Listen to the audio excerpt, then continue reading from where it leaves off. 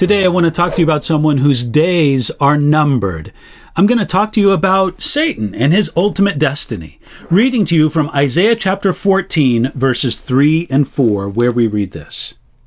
It shall come to pass in the day the Lord gives you rest from your sorrow and from your fear and the hard bondage in which you were made to serve, that you will take up this proverb against the king of Babylon and say, how the oppressor has ceased, the golden city ceased.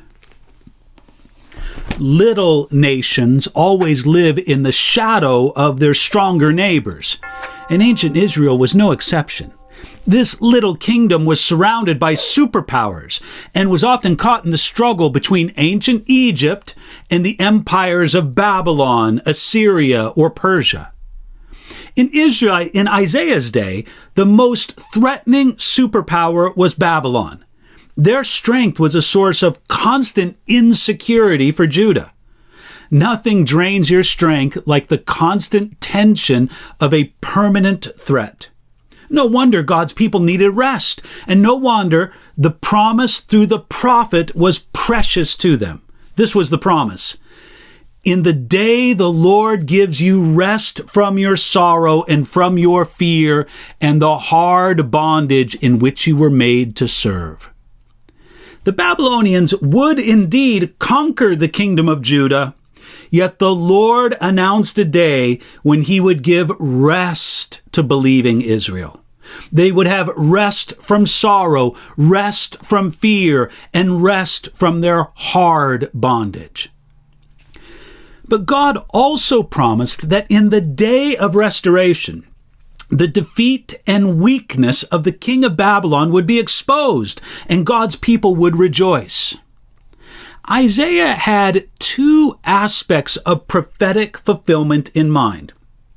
First, there is the immediate and partial fulfillment regarding the empire of Babylon and its king. Second, there's the distant and ultimate fulfillment regarding the spiritual empire of Babylon, that is the world system and its king, whom we know as Satan.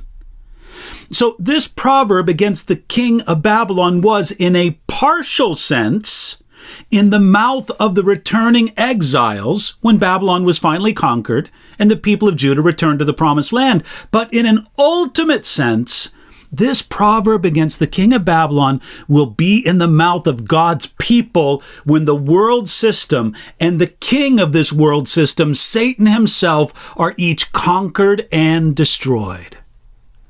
You see, in Isaiah 14, God allows us the opportunity to know what we will see then.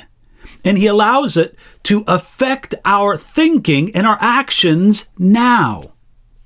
There will come a day when the oppression of Satan has ceased and when the Lord will break the devil's power and every emblem of his authority. Sometimes, when we get so weary and discouraged from Satan's attacks, it's almost as if we think his day will last forever. It's very encouraging to remember that one reason Satan works so hard is that he knows his time is short. This promised rest is the birthright of every believer in Jesus Christ.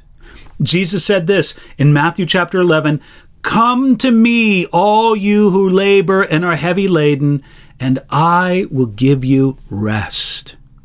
So today, receive it in Jesus Christ. Rest from your sorrow, rest from fear, and rest from hard bondage. Those are gifts that God gives to you today.